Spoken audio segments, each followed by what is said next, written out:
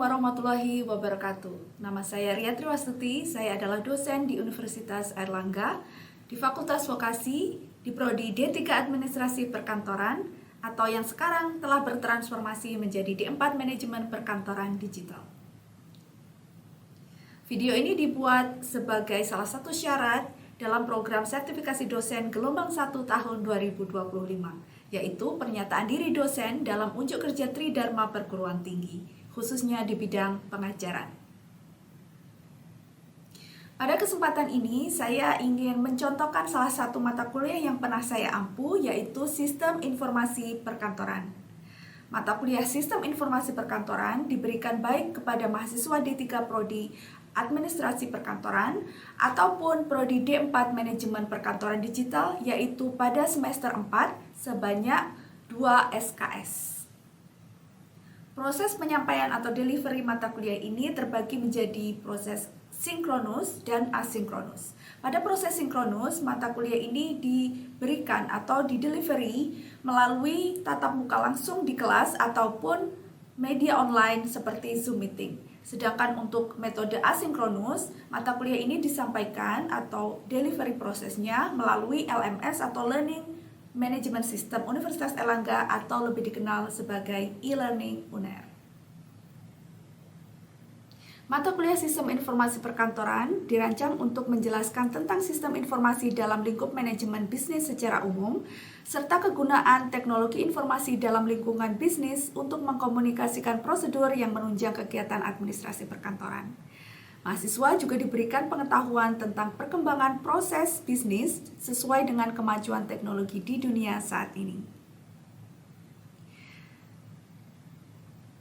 Capaian pembelajaran lulusan yang dibebankan untuk mata kuliah ini diantaranya adalah ranah pengetahuan, yaitu lulusan mampu menguasai konsep teoritis administrasi dan manajemen secara umum, lulusan mampu menguasai konsep dan teknik teknologi informasi yang termutakhir yang menunjang kegiatan administrasi perkantoran dan komunikasi. Serta di ranah keterampilan khusus, lulusan mampu menyelesaikan pekerjaan dengan memanfaatkan sarana komunikasi, peralatan kantor sesuai dengan jenis dan fungsinya untuk menjalankan tugas profesinya, program aplikasi berbasis teknologi informasi dengan mengoperasikan program aplikasi komputer seperti perangkat lunak pemroses kata, pengolah angka, pengolah data, pengolah bahan presentasi, desktop publishing, dan pengolah arsip digital. Total pertemuan dalam mata kuliah ini adalah 16 pertemuan, yaitu 17 pertemuan sebelum UTS, 7 pertemuan setelah UTS, dan kemudian UAS. Capaian pembelajaran mata kuliah ini secara spesifik berjumlah 14 poin sesuai dengan jumlah pertemuan, yaitu yang pertama, mahasiswa mampu menjelaskan dan menguraikan konsep sistem informasi manajemen. Kedua, mahasiswa mampu menjelaskan infrastruktur teknologi dalam bisnis. Ketiga, mahasiswa mampu menjelaskan pasar digital dan produk digital. Yang keempat, mahasiswa mampu menjelaskan penggunaan sistem informasi untuk pengambilan keputusan. Yang kelima, mahasiswa mampu menjelaskan isu sosial dan etik dalam sistem informasi. Keenam, mahasiswa mampu menganalisis sistem informasi dalam bisnis global. Yang ketujuh, mahasiswa mampu menjelaskan sistem informasi sebagai strategi bisnis. Yang kedelapan, mahasiswa mampu menjelaskan perencanaan pengembangan sistem informasi. Yang kesembilan, mahasiswa mampu menjelaskan pengembangan sistem informasi perusahaan. Yang ke-10, mahasiswa mampu menjelaskan manajemen risiko proyek sistem informasi. Yang ke-11, mahasiswa mampu menjelaskan keberlangsungan sistem informasi perusahaan yang dinamis. Ke-12, mahasiswa mampu menjelaskan ancaman keamanan sistem informasi. Ke-13, mahasiswa mampu menjelaskan keamanan cyber.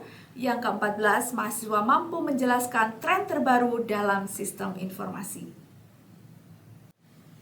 Asesmen yang dilakukan untuk mata kuliah Sistem Informasi Perkantoran terdiri dari 4 komponen. Yang pertama adalah partisipasi aktif di kelas dengan bobot total untuk 14 pertemuan adalah 40% dari nilai akhir.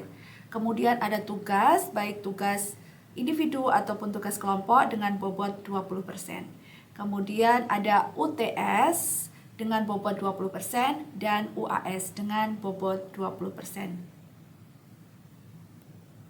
Dalam pengelolaan pengajaran, khususnya untuk mata kuliah Sistem Informasi Perkantoran, tantangan yang sering saya alami bersama tim pengajar lain adalah rendahnya partisipasi aktif mahasiswa, khususnya jika metode pembelajaran dilakukan melalui metode sinkronus dengan menggunakan media online seperti Zoom Meeting.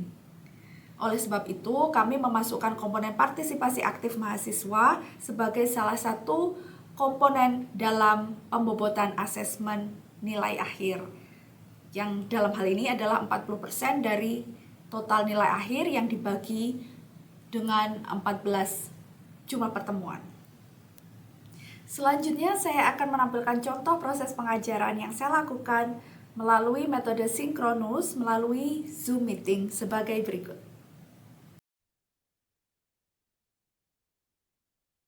Assalamualaikum warahmatullahi wabarakatuh. Waalaikumsalam warahmatullahi wabarakatuh. Selamat sore semuanya. Terima kasih sudah datang di Sistem Informasi Perkantoran ya di semester 4 ini. Hari ini kita ada di pertemuan ketiga. Nah, sebentar lagi saya akan share screen ya. Bagi yang belum membuka videonya, saya persilahkan untuk membuka video. Sembari saya share screen, saya juga akan mengingatkan bahwa partisipasi untuk kelas ini nanti akan ada penilaiannya ya, seperti yang tertera di RPS, bahwa partisipasi di kelas hari ini akan ada bobotnya 4% dari total nilai akhir. Jadi saya harapkan nanti kita akan interaktif dalam pertemuan ini. Siapa yang sudah melihat RPS? Kita mau bahas apa hari ini? Tentang e-commerce, Bu. Tentang e-commerce, betul sekali. Jadi pembahasan kita adalah tentang e-commerce, yaitu sebagai berikut ya. E-commerce, pengertian e-commerce, konsep e-commerce, produk digital, platform ekonomi, dan bisnis teknologi. Sebelum lanjut ke pembahasan, saya ada sedikit brainstorming. Ini saya akan kirimkan di chat ya. Saya akan kirimkan di chat, saya persilahkan bagi teman-teman untuk mengisi. Apa sih e-commerce itu gitu. Tapi di awal ini, karena ini brainstorming, maka saya minta untuk menyebutkan contoh dari e-commerce. Oke, saya beri kesempatan beberapa menit sambil kita bahas ya. Nanti sambil kita bahas pertemuan pengertian e-commerce, nanti selanjutnya kita akan lihat juga contoh dari e-commerce yang kalian submit di Google Form. Oke, e-commerce seperti namanya ya, e-commerce itu adalah kegiatan bisnis yang menggunakan media elektronik, yaitu dengan memanfaatkan media internet. Sangat bergantung dengan internet. Bidang dari bisnis ini bisa sangat bermacam-macam, bisa sangat bervariasi, dan industrinya juga sangat bervariasi seperti bisnis tradisional. Bedanya adalah dia menggunakan perantara internet, dan nanti perantara internet itu akan digunakan sebagai sarana informasi, komunikasi, dan juga transaksi. Gitu. Jadi kata kuncinya adalah intermediary. Intermediary dengan menggunakan media elektronik dan internet. Dua hal pokok yang harus ada di e-commerce. E-commerce sendiri memiliki 5 konsep dasar, yaitu otomatisasi sebagai proses pengganti manual. Jadi kalau manual itu kita datang ke toko, kemudian beli, transaksi digunakan sebagaimana manual, dan kemudian pembayaran juga manual, penerimaan barang manual, semuanya manual. Nah, e-commerce ini menggunakan media, biasanya website atau aplikasi yang digunakan sebagai perantara antara penjual dan pembeli. Digunakan untuk streamlining atau integration, yang manfaat atau tujuannya adalah untuk efisiensi dan efektivitas transaksi. Publishing maksudnya adalah digunakan sebagai cara untuk penyebaran produk, berpromosi, berkomunikasi, sangat memudahkan. Kemudian ada interaksi. Interaksinya digunakan melalui media, biasanya ada komen, ada review, ada chatbot ataupun chat facility ya yang ada di website ataupun di aplikasi, di platform yang digunakan media tersebut. Kemudian transaksi ini penting sekali karena kita tidak bertemu langsung, maka transaksi juga digunakan secara elektronik yang berfungsi untuk menjembatani pembayaran. Nah, masuk ke perkembangan e-commerce. Sebelum masuk ke perkembangan e-commerce, saya mau lihat dulu nih ya. Saya mau lihat dulu. Saya mau lihat untuk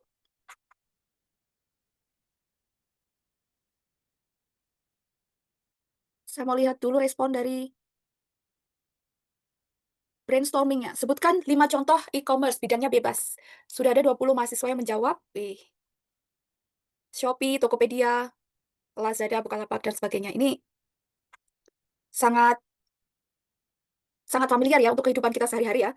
Udah 21 mahasiswa sudah menjawab. Terima kasih atas partisipasinya dan semuanya benar sekali dan kita sepertinya sudah menjadi bagian dari kehidupan kita sehari-hari ya. Aplikasi-aplikasi yang kalian sebutkan, sering nggak kalian bertransaksi melalui e-commerce? Sering, Bu. Biasanya apa aplikasi yang digunakan atau platform apa yang kalian paling sering gunakan? Yang paling sering digunakan Shopee, Bu, kalau saya.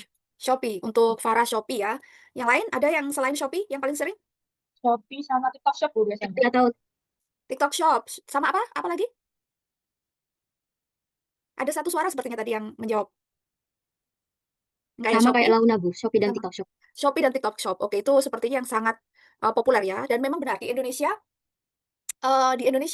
tahun 2024 ini ya dari sumber katadata.co.id, platform yang paling sering digunakan adalah Shopee. TikTok Shop juga merupakan salah satu dari 5 aplikasi teratas di tahun 2023, tapi kemudian bergeser karena kemarin TikTok Shop sempat ada ini ya, ada peraturan gitu yang sempat ditutup sebentar ya enggak? Itu mungkin karena hal tersebut, karena peraturan, akhirnya TikTok Shop agak turun karena memang ditutup sementara, setelah itu kembali buka lagi dan em, menjadi sangat diminati sekali ya, karena memang awalnya ketika dia launching, TikTok Shop itu juga sangat diminati di Indonesia. Ada satu platform e-commerce yang tutup, yaitu Bukalapak, tapi di Indonesia perkembangan e-commerce sangat-sangat pesat dilihat dari kunjungan. Itu kunjungan ya, yang di sebelah kanan adalah kunjungan pengguna 110 juta pengunjung untuk kunjungan website Shopee. Itu sangat banyak sekali. Ini bisa dilihat bahwa masyarakat Indonesia sudah mulai terbuka, sudah sangat percaya dengan platform, kepercayaan dengan penjual, juga percaya dengan media transaksinya. Menunjukkan juga bahwa Indonesia juga sudah berkembang dalam hal internet, karena tanpa internet, em, transaksi ini tidak mungkin berjalan. Dengan adanya internet yang cepat, akses internet yang mudah, semua orang melek teknologi, maka semua ini bisa tercapai ya. Walaupun masih ada tantangan ya di Indonesia, tantangan khususnya mungkin bagi beliau-beliau yang sudah berusia lanjut gitu ya, yang tidak melek dengan teknologi, masyarakat yang masih ingin melihat barangnya secara langsung, yang harus datang ke toko dan memegang produknya, itu mungkin ada tantangan untuk perkembangan e-commerce di Indonesia. Namun untuk usia-usia milenial dan Gen Z itu sangat terbiasa dengan teknologi, sangat terbiasa dengan media online, sangat terbiasa dengan em, user interface dari platform-platform dan percaya. Lucunya adalah masyarakat percaya dengan baik penjual ataupun platform yang sebagai perantara transaksi. Kalau dipikir-pikir kan ini penjualnya kita nggak tahu orangnya kan. Kita tidak tahu orangnya, kita belum bertemu, kita belum melihat produknya, tapi kita percaya. Kenapa? Karena kalau kita tidak percaya, maka ya kita tidak akan bisa bertransaksi kan, tidak mau bertransaksi dan enggan. Tapi dengan adanya kepercayaan itu dan sistem yang membuat kita percaya, contohnya review, kemudian rating, itu kan yang membuat kepercayaan kita naik. Terus kemudian ada hold system, kalau misalkan barang tidak diterima konsumen, maka uang bisa kita tarik kembali dari platform. Contohnya hal-hal seperti itu yang membuat kita lebih percaya dengan platform-platform ini. Walaupun masih ada juga beberapa pihak yang sulit mempercayai ini karena tidak bisa dipungkiri juga ada beberapa scam atau penipuan yang berbasis platform atau ada pihak-pihak nakal ya yang tidak bertanggung jawab untuk platform ini. Di dunia perkembangannya sangat pesat sekali ya. Kita bisa lihat di sini ada 56,9% perkembangan dari 2023 ke proyeksi 2028. Ini hanya proyeksi, tapi diproyeksikan e-commerce di seluruh dunia ini akan sangat berkembang. Kemudian kita juga bisa melihat adanya berbagai platform yang bisa kita lihat di sini ya. Platformnya sangat banyak sekali, sangat bervariasi bidangnya. Kita bisa lihat di semua bidang, hampir semua bidang ya. Hampir semua bidang itu pasti akan ada e-commerce-nya. Karena pada dasarnya kan e-commerce itu ya jualan seperti biasa, baik jualan produk fisik ataupun produk digital yang nanti kita akan bahas juga ya produk digital. Tapi menggunakan internet. Jadi semua bidang ada, hampir semua bidang. Bahkan luxury shopping, food, grocery shopping, lifestyle, auction, dan lain sebagainya. Art, itu ada platformnya sendiri. Kemudian, ini kita lihat perkembangan dari e-commerce worldwide dari 2022 sampai diproyeksikan tahun 2027 akan diprediksi berkembang terus-menerus tanpa ada penurunannya. Walaupun perkembangannya itu berbeda-beda di setiap tahunnya, tapi diproyeksikan akan berkembang terus di seluruh dunia. Nah, di region atau berdasarkan daerah, ternyata di Asia itu paling tinggi share of global revenue-nya. Jadi 47% transaksi di tahun 2024 e-commerce ada di Asia, termasuk negara kita ya. Negara kita termasuk berkontribusi besar dalam perkembangan e-commerce di seluruh dunia. Menurut statista tahun 2025. Kita bisa lihat, walaupun bukan hanya Indonesia ya, Cina itu kan negara besar ya, dengan berbagai macam platform yang ada di sana, terus jumlah penduduknya juga sangat besar. Tapi di Indonesia pun demikian. Jumlah penduduk Indonesia sangat tinggi, nilai penjualan untuk e-commerce di Indonesia sangat tinggi. Jadi kita juga berpartisipasi dalam perkembangan ini. Nah, sekarang kategorinya ya. Kategori e-commerce ada business to consumer, business to business, consumer to consumer ya. Yang pertama adalah B2C. B2C itu ya ada sebuah bisnis gitu ya yang menjual produknya menggunakan platform online dengan dukungan internet. Seperti misalnya contohnya satu bisnis apa Zalora gitu. Satu bisnis memiliki produk berbagai macam produk, terus konsumen bisa langsung datang ke sana bertransaksi, menanyakan produknya, kemudian ada transaksi pembayaran elektronik, barang baik barang manual, ya, barang fisik ataupun barang elektronik akan disampaikan kepada konsumer langsung. Nah, itu adalah B2B, B2C, maaf. Nah, di B2C ini nanti kita lihat contohnya kemudian ya.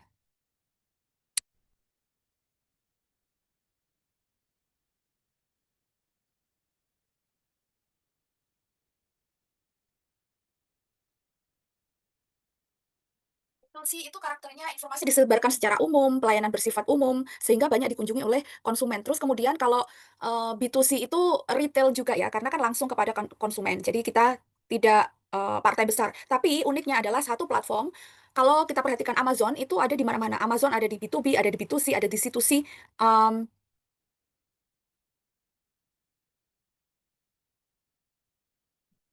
Kita di sini B2C, kita di B2C itu banyak sekali contohnya, ataupun kalau kalian bisa melihat sendiri, misalkan Puma atau merek-merek tertentu ya yang ada di websitenya, kemudian mereka ada toko fisiknya, terus kemudian ada toko online-nya. Nah, itu sudah semuanya termasuk B2C, walaupun tidak ada di contoh ini ya. Apapun yang kalian lihat, Zara, um, you name it, apapun yang ada toko fisiknya, kemudian mereka membuka toko online itu B2C. Jadi satu bisnis untuk ke semua konsumen. Selanjutnya ada C2C.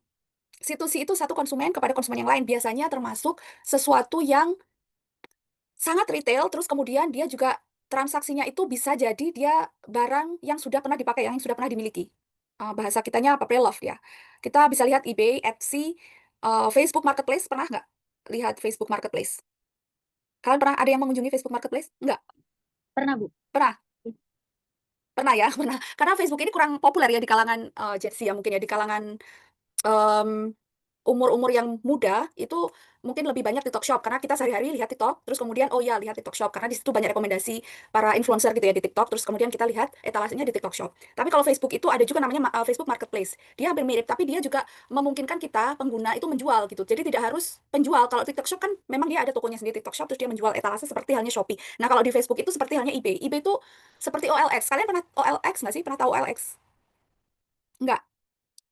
Belum ya, itu zaman dulu itu ada namanya OLX. Jadi mirip seperti eBay, jadi dia ada platform, yaitu website, yang dia itu bisa menjual. Kita orang biasa seperti ini menjual barang yang kita punya, baik itu barang baru ataupun barang bekas. eBay juga demikian. Kalau Etsy itu juga sama sih, mirip, tapi dia lebih ke art ya. Jadi lebih ke art, jadi orang menjual art. Jadi kan kalau art itu biasanya kan homemade, handmade yang sedikit jumlahnya ya. Jadi nggak sangat masif dijualnya. Karena itu maka C2C dari satu konsumen ke konsumen yang lain, karena sifatnya sangat, produknya sangat kecil kuantitinya.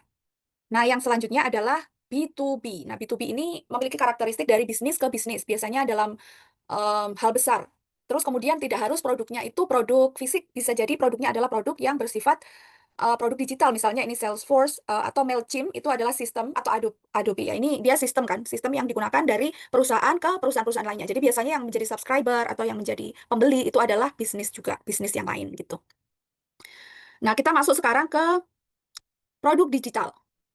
Produk digital tidak berwujud, didistribusikan secara digital, contohnya macam-macam, perangkat lunak, konten digital, layanan online. Jadi kalau perangkat lunak seperti tadi yang kita sebutkan, mungkin Outlook ya, Microsoft, itu biasanya B2B karena dia subscribernya itu untuk kalangan besar, korporat. B2B contohnya kalau misalkan kita ada email, Outlook, terus kalau sekarang OneDrive, terus tim ya, kalau di Microsoft itu tim, jadi dia ada manajemen informasi gitu. Nah, sistem itu dijual uh, secara ekosistem oleh Microsoft dari bisnis ke bisnis. Itu contoh perangkat lunak. Konten digital, e-book, sekarang banyak sekali kursus online, video pembelajaran musik di TikTok itu kan musik, kalau kita pakai audio, nah itu kan kita sebetulnya juga membeli dalam tanda kutip ya, karena kita akan memberikan royalti kepada si pemilik audio tersebut. Nah, itu juga termasuk konten digital, produk digital. Layanan online seperti platform media sosial, layanan streaming, YouTube, aplikasi e-commerce itu adalah produk digital juga. Jadi pemiliknya adalah misalkan Meta itu pemilik dari Facebook, produknya adalah Facebook itu sendiri, ya, produk layanan. Kita masuk ke gig economy.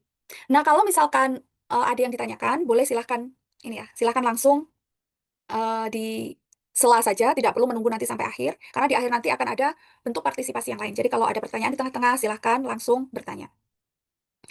Gig economy, ada yang pernah tahu nggak gig economy itu apa? Bedanya dengan e-commerce apa? Masih berkaitan, tapi ada bedanya. Ada yang mau berpendapat? Silakan berpendapat saja. Yang diketahui, gig economy, platform organizations, dan implikasi ketenaga kerjaan. Tahu nggak? Ada yang berminat menjawab? Gig economy itu ada yang di sini. Ini yang di aplikasi ini, kalian ada yang familiar nggak? Apa contohnya? Uber, Bu, yang familiar. Uber. Oke, Uber. Kalau di Indonesia, Uber itu apa aplikasinya? Seperti Grab, Gojek. Ya, seperti Grab, Gojek. Nah, itu kan, itu contoh dari gig economy platform organizations. Itu Gojek, Grab, Uber, itu termasuk produk digital ya kan. Dari Gojek, itu ada PT Gojek Indonesia gitu ya. PT, apa, aplikasi karya anak negeri gitu kalau nggak salah namanya. Itu terus produknya adalah Gojek, Grab aplikasinya. Jadi PT Grab memiliki aplikasi bernama Grab, aplikasi mobile. Nah, aplikasi mobile itu adalah bentuk dari produk digitalnya. Ya, gig economy itu adalah yang menaungi platform organizations ini yang berimplikasi dengan ketenagakerjaan. Berbeda dengan e-commerce yang ada penjual dan pembeli, ya kan? Kalau e-commerce itu kan ada penjual dan pembeli kan? Nah, kalau gig economy atau platform organization itu bersifat jasa biasanya ya, bersifat jasa. Jadi ada pekerjanya. Jadi berimplikasi pada ketenagakerjaan. Contohnya, ya driver ojek online, driver Grab. Itu adalah gig workers, pekerja yang bekerja untuk platform. Walaupun mereka itu tidak bekerja untuk perusahaannya, tapi mereka bekerja dengan bantuan dari platform ini. Jadi mereka bekerja sendiri, terus kemudian melalui platform ini dia menjaring klien, yaitu menjaring konsumen gitu. Sama dengan hal yang ada di sini, semuanya ini adalah platform organizations yang memiliki workers atau tenaga kerja di balik itu. Jadi mereka menjembatani antara tenaga kerja dan requester atau orang yang membutuhkan tenaga tersebut atau jasa tersebut atau fasilitas tersebut. Misalnya Airbnb itu kan fasilitas ya, seperti akomodasi gitu. Jadi menjembatani dua pihak untuk saling bertransaksi. Nah, ini keterlibatannya ya, keterkaitannya ya, keterkaitan antara e-commerce dan platform ekonomi atau gig economy. E-commerce itu platformnya, jadi platform yang menaunginya. Terus gig workers itu adalah orang yang bekerja di e-commerce gitu. Orang yang bekerja di e-commerce biasanya yang bersifat jasa, yang dia itu sangat bergantung dengan platform untuk mencari klien. Berbeda dengan misalkan penjual Shopee, itu kan ya memang sangat bergantung dengan platform kan untuk transaksi, untuk promosi, tapi penjual Shopee itu bisa mempromosikan tokonya, bisa membuat affiliate gitu kan. Kalau di Shopee itu kan ada Shopee affiliate biasanya kan ya. Jadi orang-orang itu bisa dibayar dalam tanda kutip, bisa dikasih komisi untuk mempromosikan produknya atau mempromosikan tokonya. Tapi kalau untuk Gojek itu kan nggak bisa ya. Kita nggak bisa mempromosikan misalkan Pak Budi gitu. Pak Budi itu adalah driver Grab. Tapi apakah bisa orang memesan langsung, saya maunya hanya Pak Budi gitu, misalkan nggak bisa ya. Jadi dia ada limitasinya. Limitasinya adalah dia berdasarkan waktu, terus berdasarkan lokasi, kalian di mana, terus kemudian akan di match atau di jembatani transaksinya. Nah, itu perbedaan ya. Ada beberapa perbedaan antara e-commerce yang betul-betul menjual produk fisik atau produk non fisik pun tapi dia bersifat produk seperti misalnya e-book juga kita bisa beli misalkan di Shopee atau Tokopedia kan bisa kita beli e-book bisa juga ya. Nah, itu kan setelah dikirim sudah selesai. Toko juga bisa mempromosikan produknya, tapi kalau di Gojek itu tidak bisa. Jadi ketika worker ada di lingkungan A misalkan, nah hanya dia yang bisa kita kontak dan semuanya itu bergantung pada platform yang menaunginya, misalkan Grab atau Gojek yang menjembatani antara si pekerja dan customernya. Nah, kalau di teori, secara teori itu ada pengelompokan ya, pengelompokan antara gig economy dan platform organization seperti yang ada di contoh ini. Seperti yang ada di contoh ini, platform ekonomi itu dibedakan jadi dua, yang bersifat kapital atau bersifat labor. Yang bersifat kapital, contohnya itu Airbnb, HomeAway, Turo, Cateround, JustPark, itu lebih ke arah capital. Capital itu maksudnya modal ya, dia ada aset yang disewakan gitu. Jadi kita sebagai customer itu lebih menyewa asetnya daripada kita membeli jasa dalam tanda kutip. Nah, kalau labor rich ini adalah contoh seperti Uber, Lyft, Gojek, Grab, TaskRabbit gitu. Jadi kita menyewa atau hire orang, misalkan Gojek, maka kita pesan untuk transportasi. Maka dia titik beratnya adalah ada di labor, titik beratnya ada di ada di ketenagakerjaannya. Berbeda dengan yang Airbnb. Airbnb itu ya seperti kita hotel, titik beratnya ada di aset. Jadi asetnya yang lebih banyak bekerja daripada orangnya. Itu ya perbedaannya. Terus sebetulnya juga ada yang bersifat non-money atau gratis. Contohnya couchsurfing. Ada yang tahu couchsurfing nggak? Ada yang pernah? Ada yang suka traveling? Nggak ada. Jadi couchsurfing itu lebih ke seperti Airbnb. Tapi kalau Airbnb tahu kan ya? Tahu Airbnb. Nah, seperti Airbnb tapi gratis. Jadi kita seperti numpang gitu ya, numpang ke rumah orang gitu. Nah, orang lain yang kita tumpangi juga boleh numpang ke kita. Jadi saling berbagi gitu. Sama seperti Peerby. Nah, sitting around itu babysit. Jadi kita menjaga anak orang gitu tapi gratis. Nah, kalau money based cover cost ini contohnya BlaBlaCar, kita nebeng orang tapi kita juga kasih uang bensin. Jadi misal kita nebeng orang, oh ada orang yang mau ke misalkan dari kampus A ke kampus B gitu. Ada orang yang kebetulan ke sana terus kita nebeng tapi kita kasih uang bensin. Misalkan berapa? 5.000 kan dari kampus A ke kampus B, deket banget ya.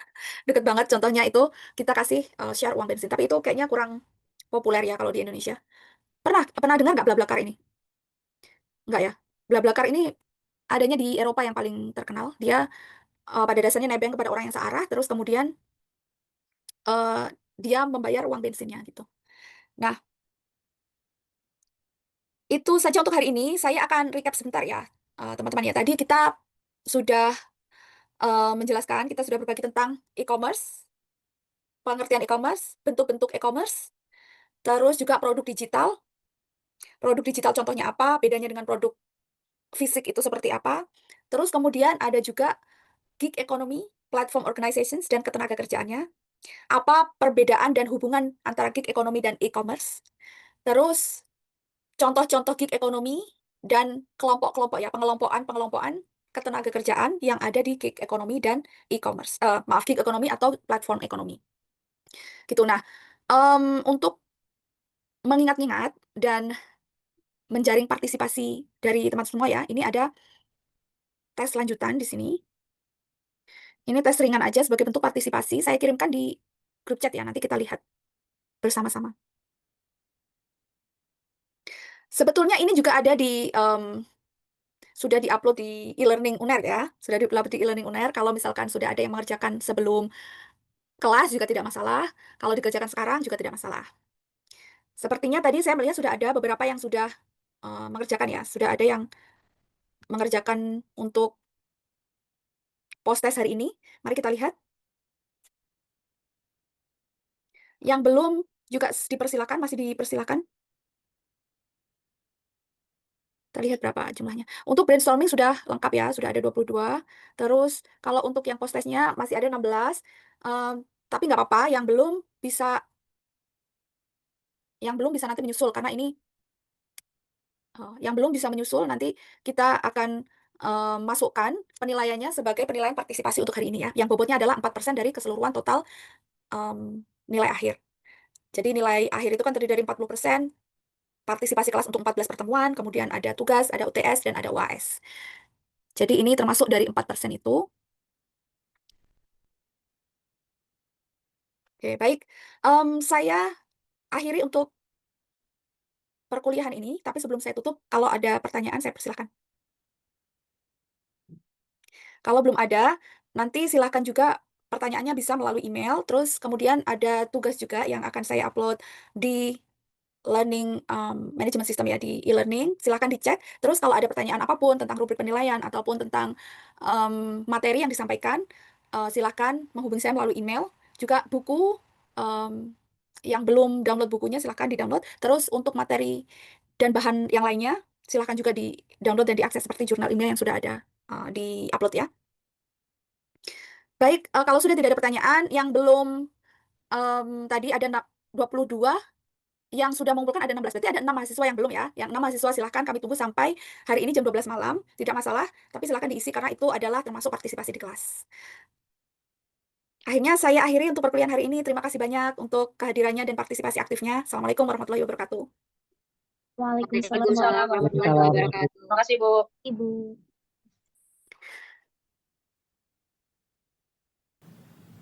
Demikian pernyataan diri dosen dalam unjuk kerja Tridharma Perguruan Tinggi di bidang pengajaran. Terima kasih. Assalamualaikum warahmatullahi wabarakatuh.